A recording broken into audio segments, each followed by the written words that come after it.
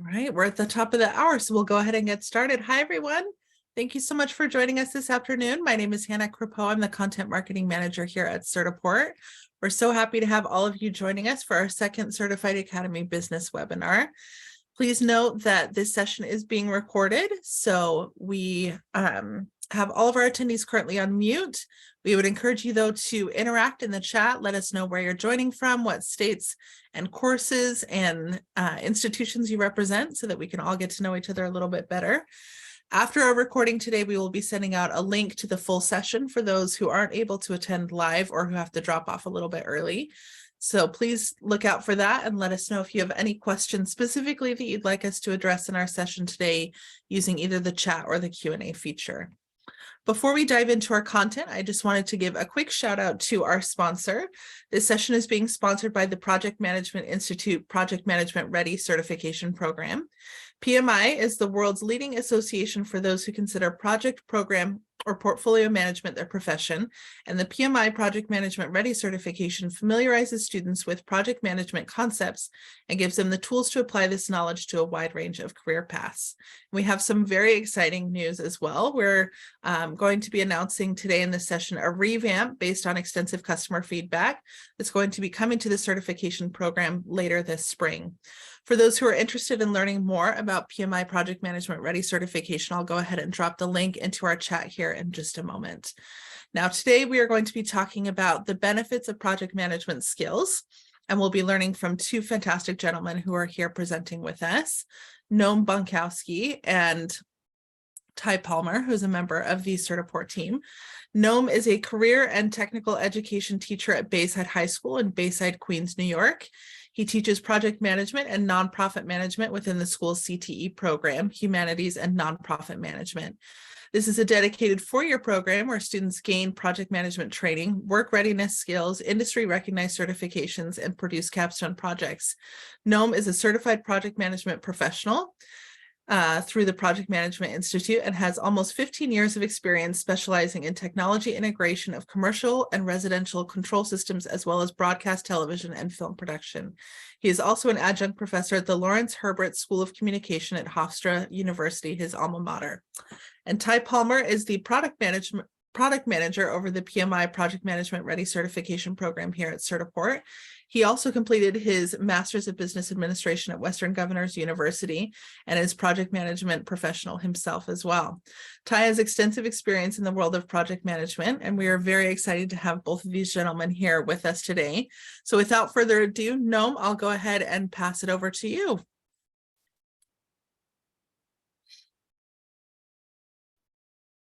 Hi, everyone. Welcome. Thank you, Hannah, for that lovely introduction. I'd first like to start off just by thanking everyone for making the time. I know what it's like to have different time zones. I've been around the world working on all kinds of different projects and from my own background in family relations. So it's not exactly the easiest thing, but I think we'll have some interesting things to discuss today. First and foremost, I want to introduce a little bit about, before I get to my own personal side of things, give you a sense of the environment and the institution that I'm part of, aside from the professional background that Hannah exposed or went over. So let me share my screen presently.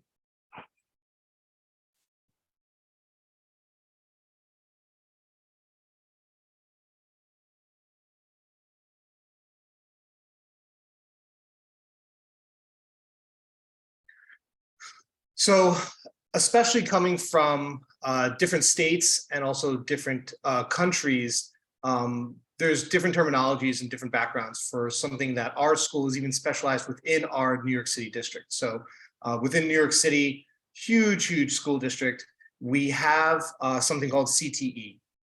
CTE stands for Career Technical Education. The specific one that one of the 6 that exists in the high school that I'm working in is called Humanities and Nonprofit Management. Our school holds about 3,000 students, which is considered large, extremely large. There's maybe only 5 other schools in the entire New York City 5-borough district that are close to that number. approximately 320. You can see about 10% are in my specific program. Some of the highlights are the college accredited classes. So we definitely try to push college readiness. Our students also take what's called AP classes, advanced placement classes. And if they score a certain level on their exams, they can earn college credits that way. We've had students graduate with 26 credits that they can attribute to their next college. And also a significant portion of our students graduate early.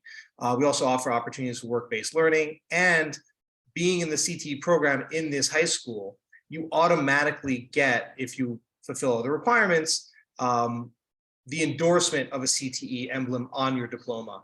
And also anybody that's enrolled in the CTE program also has the opportunity to earn industry credentials. So what is career and technical education for those who might not be aware of this terminology? It's called different things. I've also found in different states and different counties. But this was started pretty much after World War II. The goal was that everyone was coming back with these skills and these trades, and industries were popping up, the middle class was booming, and all of a sudden you had all these people in education that needed an avenue for a pathway to work. So it provides this pathway for post-secondary, the goals for students that may not necessarily have a college path, even though that would be the ideal. It was designed to strengthen the city's economy because you're feeding back that workforce back into it. And it more ensures your college readiness, career readiness, and college graduation. There was a revamp of this in the early 2000s. I mean, for almost 60 years, it was pretty much like what would be considered like blue collar, hands-on type of vocations, mechanics, masons, carpentry, that kind of thing, like bricklayers, and there'd be all these apprenticeships set up. But with the explosion of the internet and .com and programming and the tech industry in general, in the 2000s, it was revamped and expanded to all these items that you see here based upon the Department of Education. So as you can see, there's business administration, there's marketing, there's law, there's human services, there's hospitality. And so it really kind of blew up to being more than just what people saw as an original technical skill. In order to get the CTE endorsement on a diploma, our students have to pass a minimum of 5 state exams, which is not what's required to graduate. That's just for the CTE diploma. Here we call them regents. They need to complete assessments, that part of which are taking an industry credential exam, or a research project, capstone project. These are all part of the sequence of our 4-year program. And then in addition, there's a work-based learning aspect, which has to do with internships or other types of work-based learning opportunities where and in many ways, times they get paid by the city, like minimum wage payments, to put in those hours for this work-based learning exposure. So aside from the academic aspect, aside from getting them ready from a career readiness standpoint, we're actually trying to give them hands-on and real exposure to the outside world of what the work they might be doing would entail. What we're seeing statistically and also in our school is students with the CTE background or CTE focused education tend to continue on to university, or they go directly into the workforce, or they pursue some sort of technical program. It could be an apprenticeship, it could be becoming a carpenter, it could be going into any sort of trade school possibly, or we're also seeing many combinations of these, especially nowadays. And some of the recent stats in the city specifically is that CTE dedicated schools have a higher graduation rate. That's significant to note.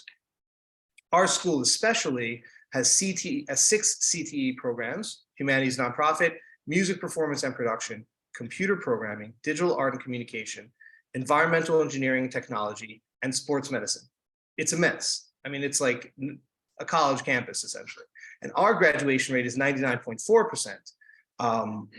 Part of that is our incredible team and departments that have dedicated experts that have been brought in to facilitate the need for what these students need, which is not just typical teachers who are trying to teach these subjects, but real subject matter experts like myself who may have changed careers, or maybe started in a different path and then changed it early on, to try to provide these services back to the students. So I'd like to open up the chat for a minute.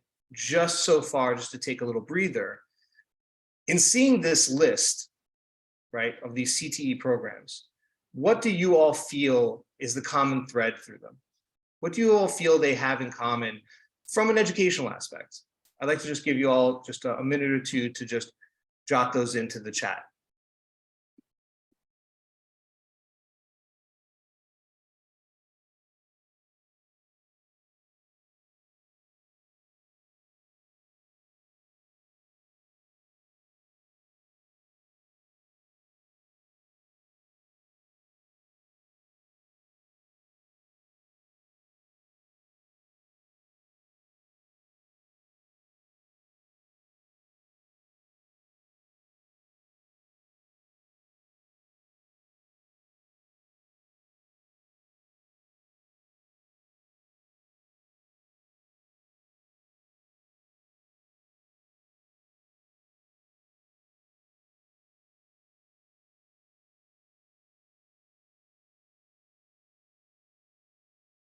So far, these are great answers.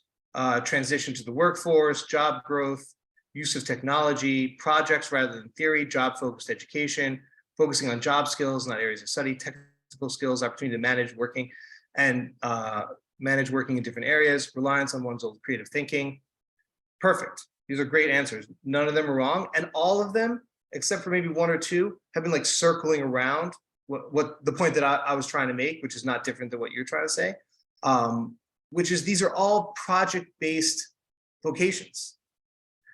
All of these can apply project management skills, tools, methods, and because of that, the Humanities and Nonprofit program has been kind of infusing into our other CTE programs just naturally. No, can I interrupt really quickly? I'm sorry. We have, I think your chat window and some other things are overlapping with the slides. I'm sorry. Just had someone say they weren't able to see. So I just want to make sure we. Thanks for clarifying. I can actually correct that just by stopping to share and then resharing just my app. Awesome. Thank you. No problem. That should be a lot better. So this just gives a little bit of a breakdown of our 4-year sequence and how we implement it. So first is introduction to project management, then we focus on nonprofit management, then social entrepreneurship and advanced project management. Both of those are starred because our students earn college credits from completing those classes, and they're transferable. So generally most schools, because they're accredited by SUNY Farmingdale, a state university school in New York, certainly throughout other state universities, it's not a problem, but many times the other schools will accept those credits as well. We focus, because we're focusing on nonprofit management here, there's a lot of importance for the students to understand the social causes, the issues that come up besides just working for a company for profit, that we kind of have an obligation, especially in the city and in our society, to try to better the greater good in many ways. I don't know if anyone noticed on the last Super Bowl, we haven't seen this one yet, but it was the first time I ever noticed on a Super Bowl commercial an ad for a project management software. I believe it was Salesforce. And I've been watching the Super Bowl ever since I was a kid, and I always watched the commercials. And maybe I missed one in the past, but the fact that there was an ad for a project management software on a Super Bowl commercial indicated to me that if I didn't know already, that this was a really booming industry. And so project management labor force is growing at a huge, huge rate.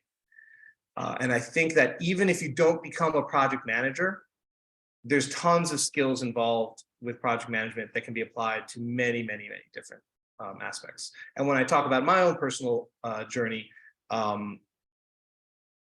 you'll see how that applies. I like to show this to the kids sometimes just to kind of show that project management specialists and kind of the salary range. Of course, in our area in New York, this is higher than the mean, higher than the average, but just as a national average, these are recent numbers to just indicate to them that there's a way of life here that they can have in several different vocations following project management.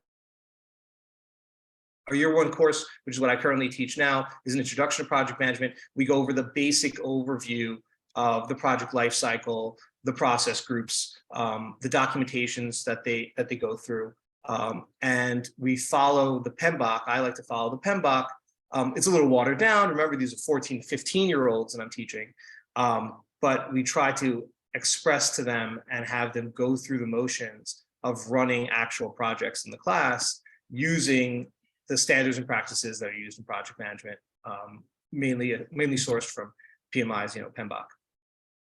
After that first year course, the second year course focuses on nonprofit management, which is explaining to them what nonprofit organizations are. They do a lot of research on that. They follow that up by understanding the differences between for-profit and nonprofit institutions. A lot of times our students, they think nonprofit, they think, oh, I can't make money in that industry if I ever follow that. Or, what is the purpose of working for a nonprofit? And so our school partners with other nonprofit organizations, especially for the internships, to help expose them to that as well. They culminate that class by actually doing a real fundraiser to raise real money for a cause, and it's a bit competitive too among our students. They have deadlines they have to meet through a pacing calendar. They actually have events that they hold in the school. They have to create risk response plans, all the typical documentation you would expect from students, but still aiming towards that project management philosophy. And I think it's important to always have some sort of creative element, ideally in every job that you have. And so it's really important for them to flex their creative muscles, because it's one thing to stand around and talk to people. It's another thing to create posters and media and pamphlets. And typically when they work in a group setting, there's usually one or two people that have that strength or have that focus. So it ends up balancing out. These are just some examples of some of the fundraising that we've done and how we express it, in the hallways. They go into other classes and ask for donations that way. American Cancer Society is actually one of our most common ones in St. Jude's Hospital that we like to raise money for. Year 3, social entrepreneurship, that's where they actually run for the entire year. They create their own business. So they figure out a product that they want to sell or promote, or a service, a real one, that by the end of the course, they create, but by the beginning of the course, they create a business plan. They figure out how they can make money off of it, how they're going to market it. And then that culminates, and this is an example actually of one of the business plans that they had. There was a concern in this school that people weren't as familiar with college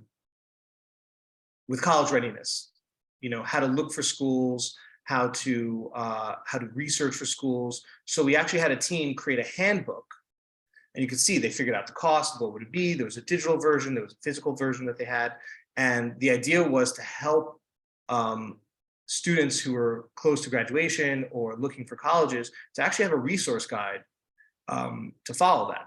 Because really, since the internet, a lot of the offices that used to exist in schools, even the library, I remember I used to go to the library, like looking through a book about colleges, don't exist as much anymore. And in our school, it kind of went away. So these students found that there was an issue with that there was actually a gap in that knowledge. And so they went on to make this as one of their entrepreneurial enterprises.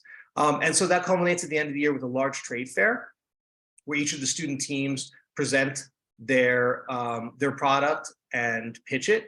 And then it's opened up to the entire school. So what happens is the entire school goes down, and there's maybe a dozen or maybe 20 tables set up. And every student that walks in gets a certain number of tickets. And when they want to endorse who their favorite ones were, they hand tickets to each of them. And at the very end, the teams that had the most amount of tickets, win the competition. They typically earn some sort of gift card reward. Certainly it doesn't hurt their grade.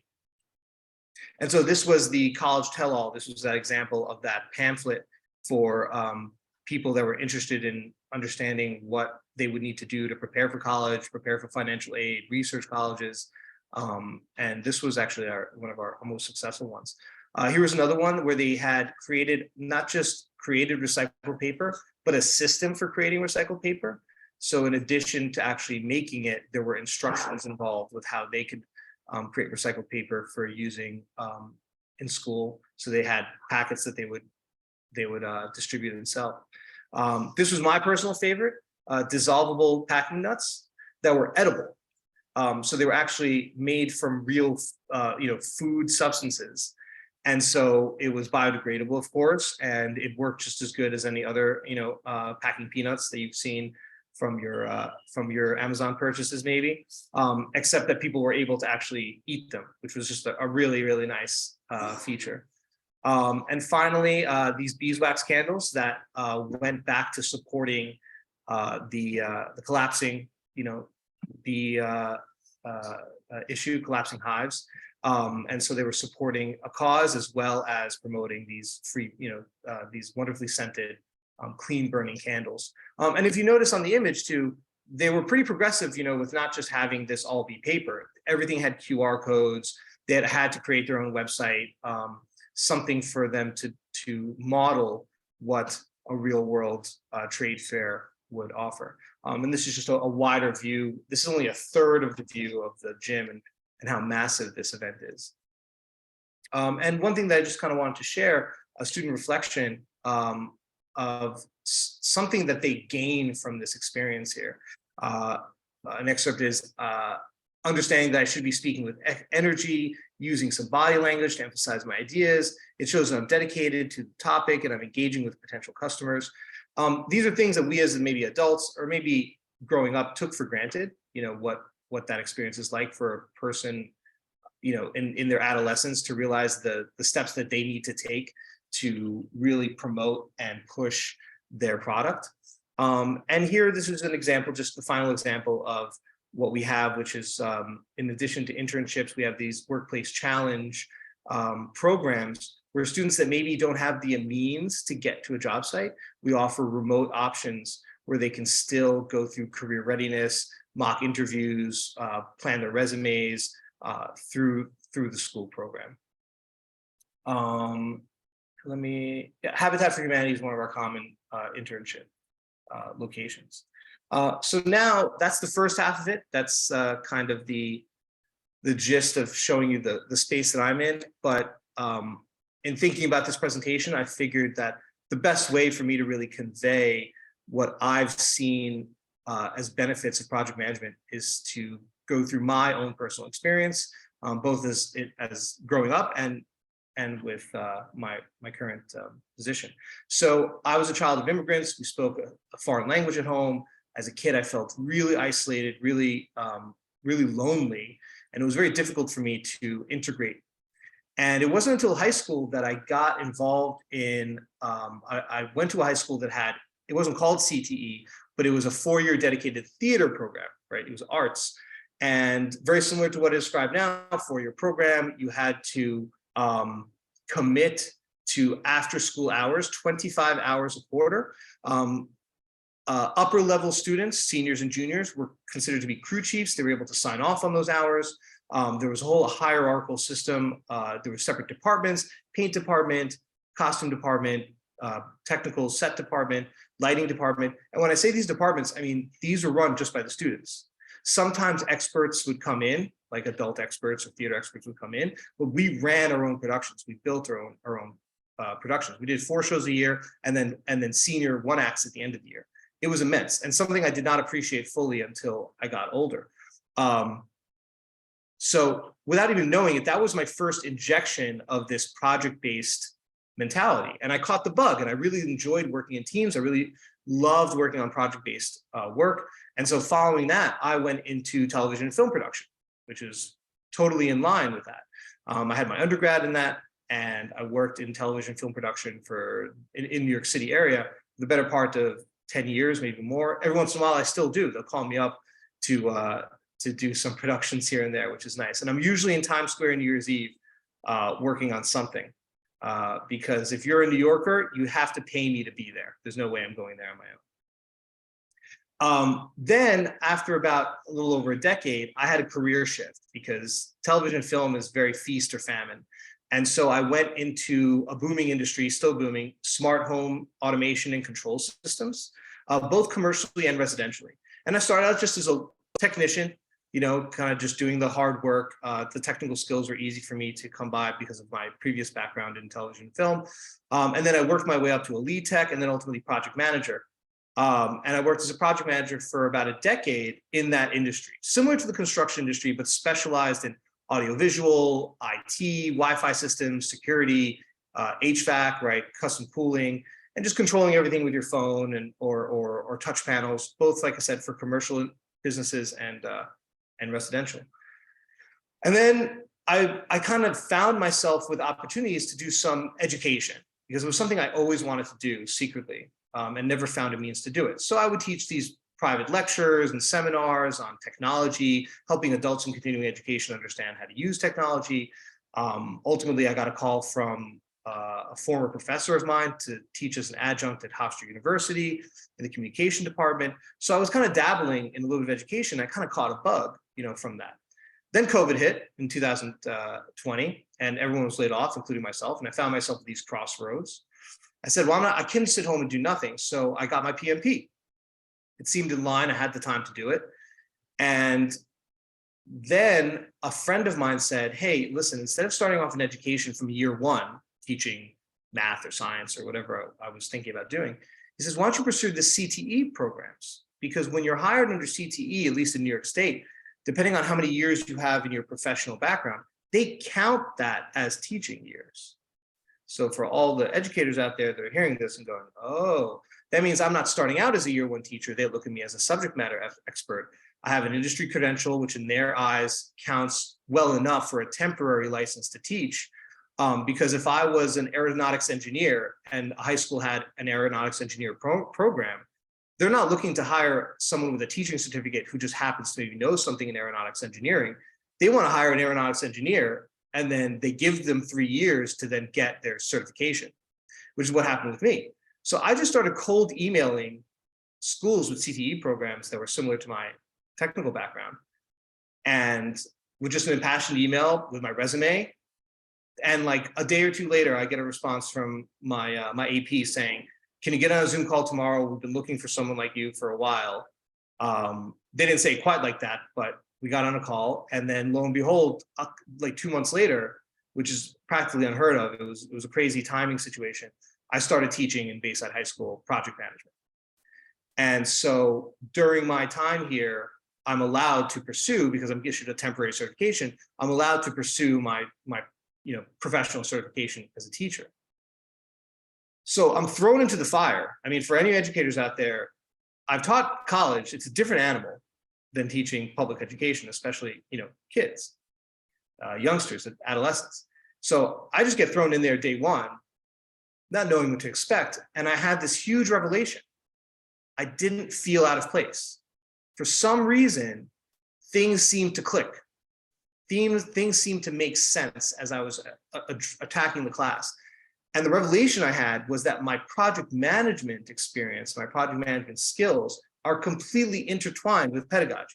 They were, for me, they were completely intertwined with being an educator, because every time I stepped back and I said, oh man, what do I do? What do I do? I kept finding myself leaning on the same skills, the same practices, the same mentality that I had when I was running a team. In some ways, adults were harder to manage than the students. At least in their eyes, I'm seen as like this adult, or at least in their eyes, I can have a grade to hold over the head.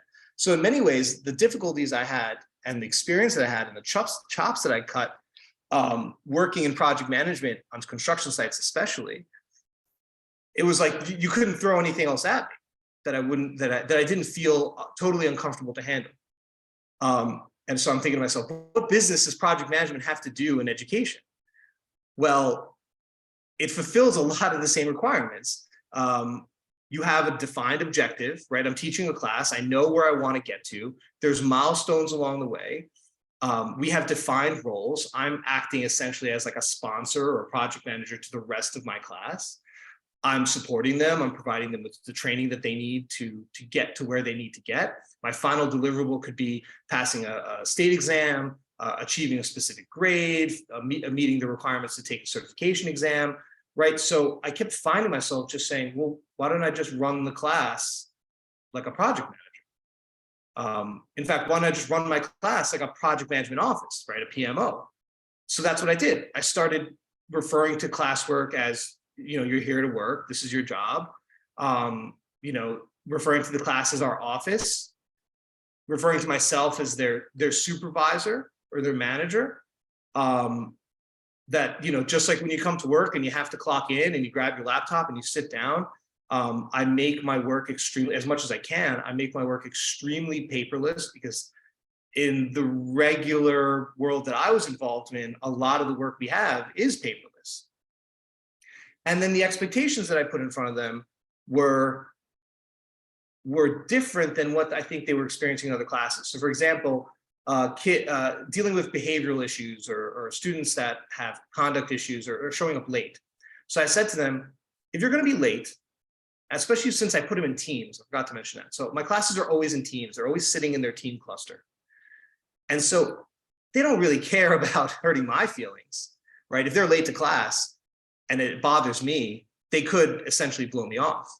But what they can't blow off is the fact that their teams are relying on them, their fellow students that they form bonds with.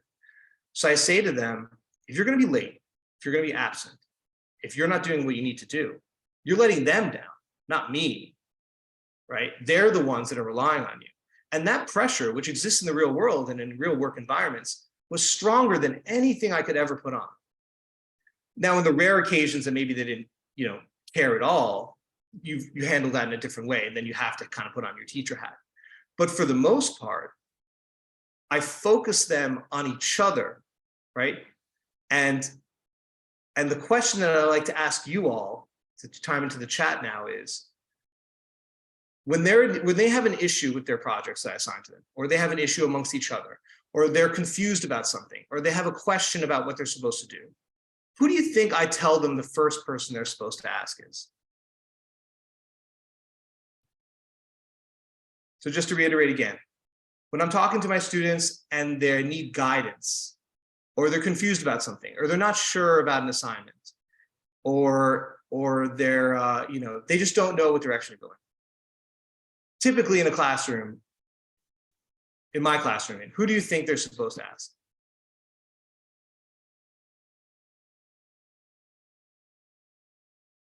Yeah, and you're getting it. That's exactly right. And so that was like off-putting for them. Like they weren't sure. They'd come to me, ask questions. I'd say, hey, did you ask your other teammates first?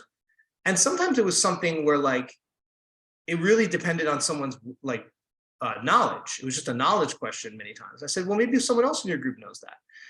And what that does is it allows me to actually run the class like I would run an office.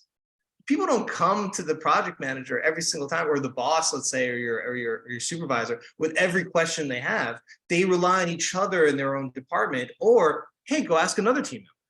Once you ask all the other people in the class and you still don't know, that's what I'm here for. I'm here to help you out. And so what it does is it shifts their mentality into what a real life working environment is. Forming, storing, forming, and finally adjourning. I like that. So the focus is on the teams, on the groups, and them being together with each other. And then I like to have a little competition sometimes between my different classes. So I'll kind of refer to my other classes. I'll be like, oh, those teams in the other class, they did this or they did that. And sometimes I'll share some of their work. And I find it really drives them.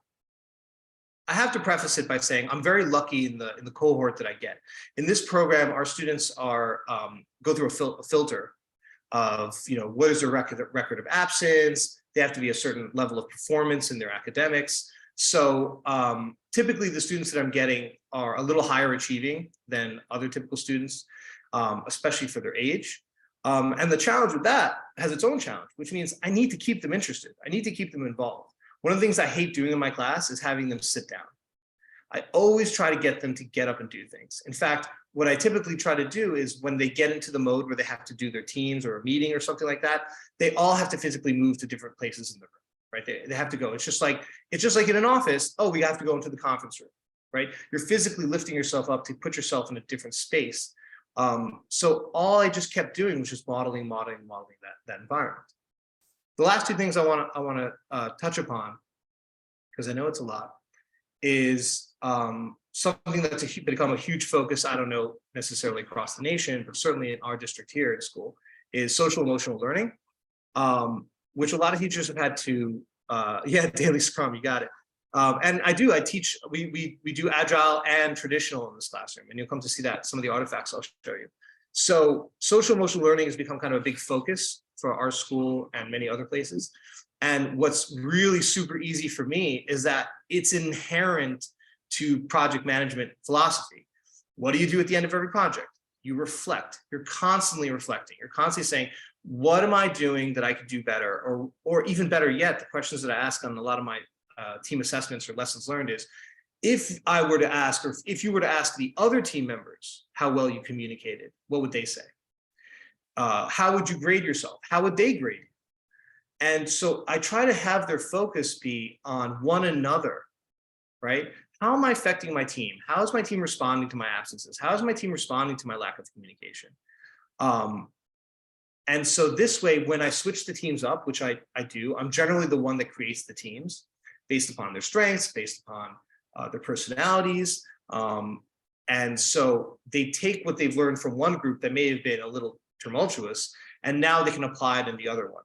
And then it's only at the end of the year that I give them the opportunity to choose their own teams.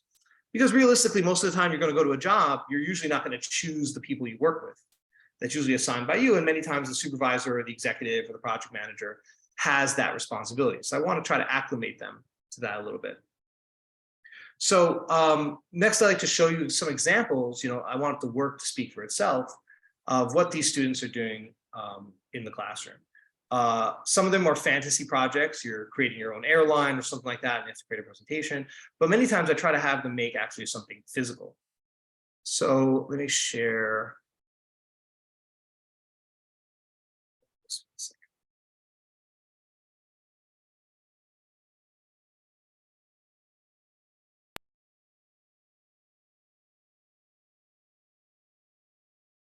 So the first thing I'd like to show is just some images of work that they had done in the class. One of the first projects I have them do, which is very hands-on, is they have to create a working shoe from scratch out of recycled materials. So the joke I say in my class many times is, my class is part engineering, part arts and crafts, part business, right? And what the reason I tell them that, the reason I vary my projects so much in my classroom is because I want them to understand that this is not a niche industry, that all the skills they're using can apply to whatever job they ended up. And I tell them, I came from a theater production background, and look what I went into, because the same skills applied. So if you notice here, I'll make this a little bigger so you can see.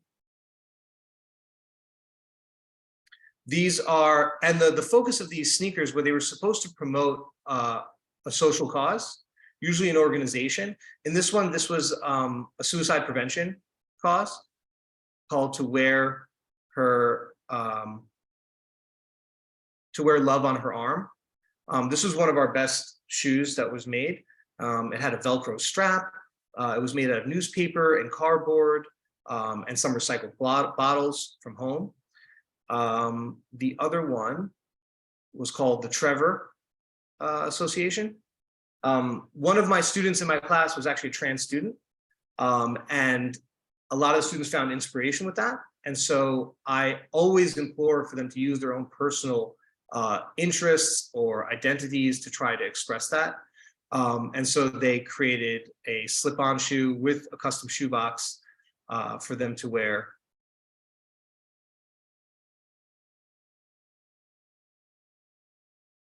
There was a student in my class who had a heart condition when she was a baby or a young child and almost died, and Mount Sinai saved her life. So she was inspired to create this Mount Sinai shoe with these little hearts on the bottom, which was just really, really cute.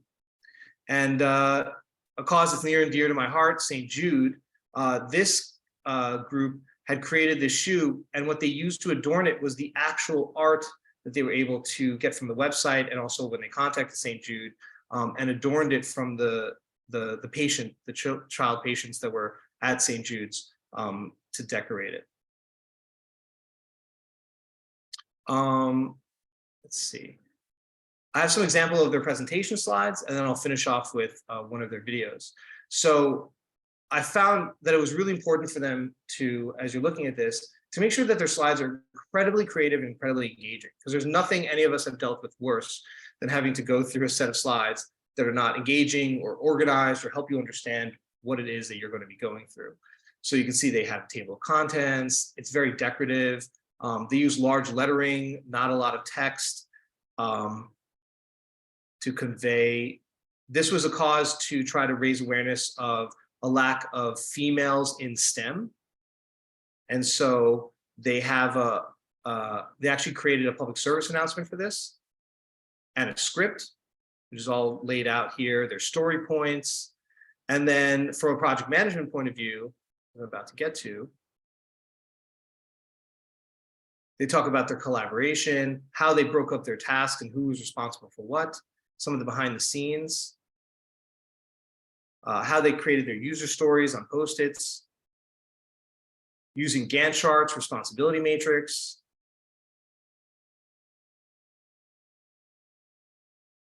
And finally, metrics, actual project metrics, which they would graph out.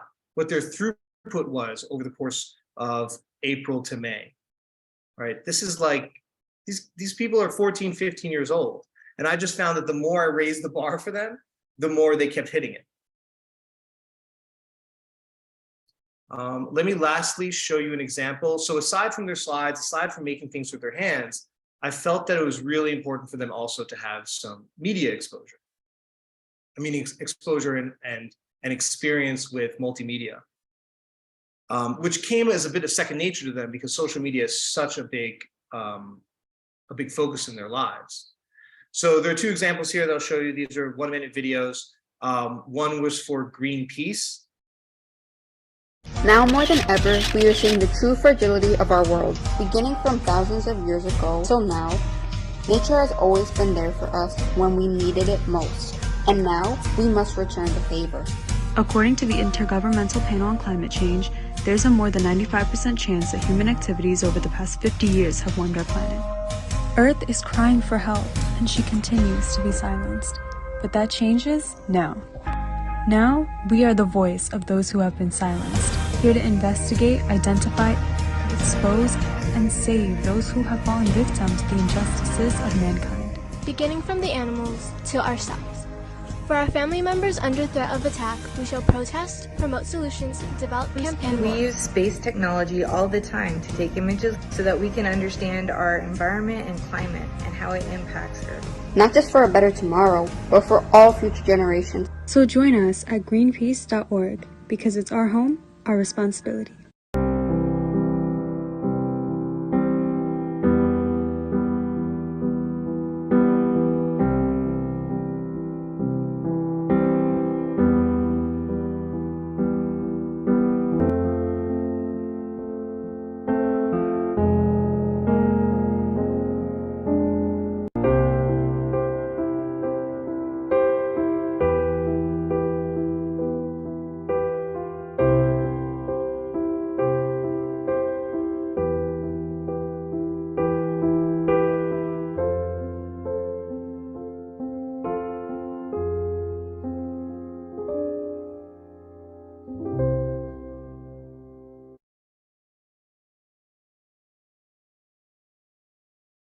You can see there in those two examples, totally, varying examples of how they were making their PSA. One was, I'll stop sharing here.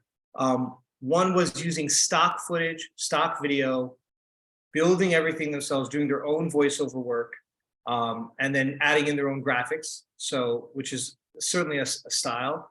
And then the second one about ending homelessness, that was all shot custom with themselves out. And there's a bunch of other ones that I have from different, different avenues, different reasons, Toys for Tots, the Palestinian Children's Fund, Children's Relief Fund. So very varying causes. So they feel when I give them the opportunity to do something that they're vested in, and I say, it's okay, do what you're vested in, but follow this avenue, follow this methodology to get there. then it's a win-win, right? It's a win for me, it's a win for them. They don't realize actually how advantageous it is for them. And so ultimately, what I want them to do by the end of my courses until they get to the next ones is no other class should ever be as difficult, right, for them. And so my perspective, it's something I learned from my 9th grade math teacher. The hardest math class I ever took in my life is, if I make it like a boot camp for them, if I get all the foundation in them as difficult as possible, they'll do 8 projects in a year, right, in my class, maybe 9. Then by the time they get to their other classes where all they need to do is one big project along the way, then they should be ready to advance their skills in that direction. At this point, I'd like to thank you all for being so patient and listening to me rant and rave about my experiences. I became an educator at 40, in public school. This is going to be my retirement path. So, and I'm the happiest I've ever been. It's the best job I've ever had. I'm incredibly lucky to be working in the type of school that I am, with the facilities that I am, especially as a new public school teacher coming in. And on the flip side of it, these students are incredibly lucky that they get to have this kind of exposure to this type of education, because even if they never go into project management, I feel that all of these skills and all of these experiences should ideally help shape them for a more successful future and help them be better students, because all their time management skills, their planning feed into that. And so my 9th graders this year are going to be taking the project management ready certification. We typically have been offering it to upper level students. We're trying to offer it to the freshmen coming in so they kind of get it out of the way. At this point, I'd love to open up the floor to any questions that people may have that are more specific. No, this has been fabulous. Thank you so much. It looks like we have some questions about the certification. So if it's okay, we'll go through. Ty, I know you just had a couple slides that we wanted to share and talk about some changes to the program, and then we'll go into our Q&A. So let me just share those slides now. And Ty, I'll pass it over to you. Okay. Actually, you know what, Hannah? Would you mind if I shared my screen? I yeah, of course. Some last minute changes. Okay. Go ahead.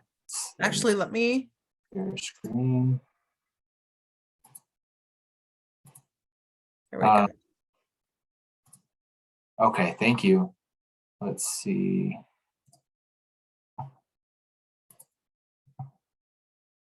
Okay, is it sharing the slides? Is it on the right screen? It is. Do you want to go into presentation mode and then we'll be able to see? It looks like it's a little bit on wide view. Okay, let's see. Can I zoom out? You know what I could do? Let's see. Is that any better? Nope. No, still looks the same. Let me just try one more time. Sorry about this. No worries.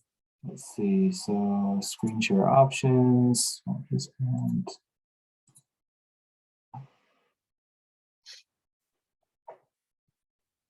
Okay. Any better, or is it the same? Still the same. Okay. Why don't you just pull up those slides again, Hannah? You bet. Rather than troubleshoot right now.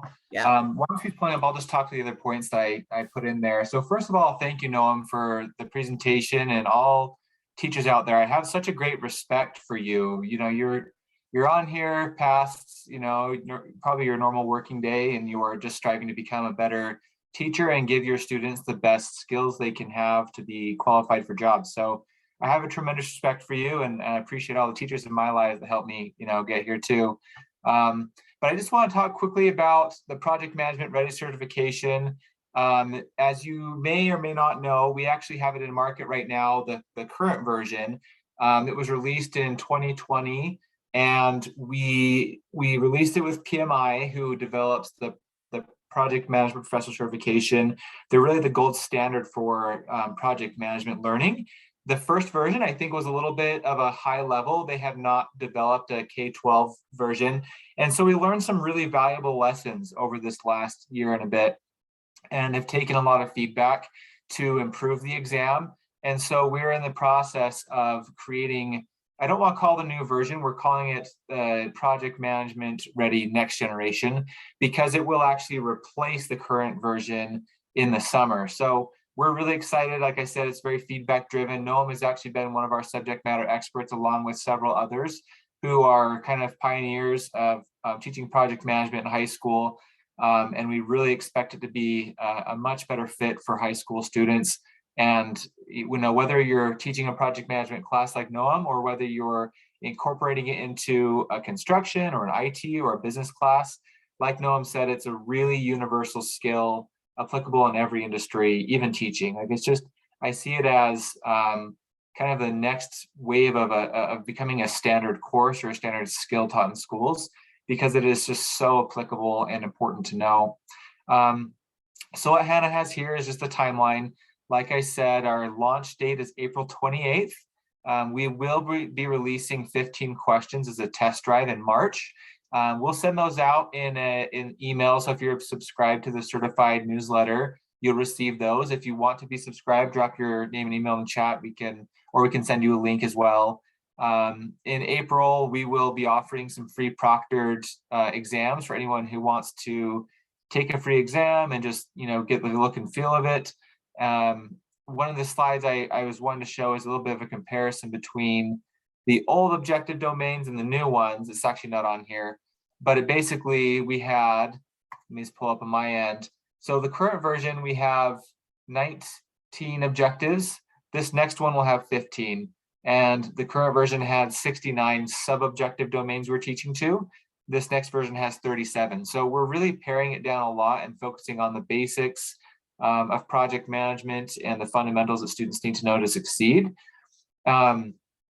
And the jobs that we're targeting are just what Noah mentioned. So the jobs these SMEs are writing towards are junior project manager, assistant coordinator, event coordinator. And the goal is someone with a certification can be qualified for those types of jobs, which are really well-paying jobs for a high school, or entry-level candidate. We will be localizing the exam if you're interested or know someone is. We're localizing those languages below. And if you could go to the next slide, Hannah.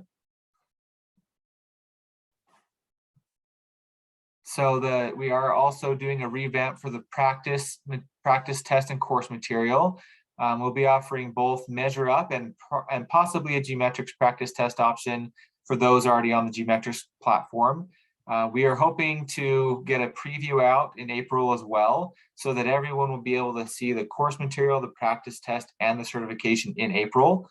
The course material we're really excited about. It's CCI's Experience Ed platform that is uber teacher friendly. It has lesson plans, resources, it has a self-paced option. It uses kind of a case study throughout the course that you refer back to, and it's a very bite-sized segments course, uses video and interactive quizzes and stuff. So I'm excited about the courseware and the practice test. That will also be replacing content in June. And so it's a little bit of a different release than we normally do. So I want to reiterate and explain a little bit more if there's confusion. April 28th, we will be releasing the new version as a preview, but we don't want to interrupt anybody already using the current PMR version for testing. And so we're going to release it in April so you can see it, see if it's something that you want to get a demo of or touch and feel it. And then after the testing ends in the spring, we will overwrite everything in June. So if you do decide to purchase PMR learning content or test or anything, and you want to use it in the fall, you will already have the latest version, for that next school year. Just because we're going to overwrite and replace it, we feel very confident in this new version that it's going to be a much better fit for our audience. So thanks for letting me put in that blurb. I know we're coming short on time.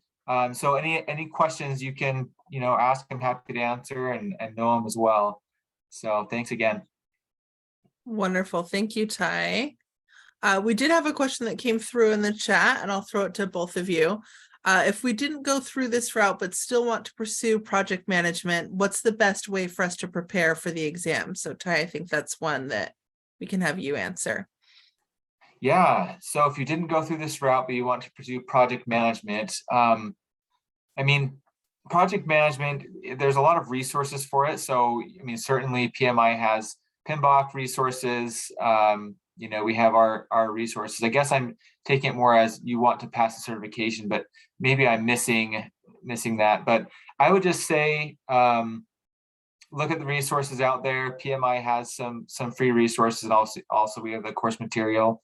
But it's not hard to get into. Like, we really want to make this an exam that you have to study for it. It's not just going to be you take it based on your life skills and you pass, but it is the entry level for project management. So if you don't teach project management or you have no project management background, this is the perfect place to start.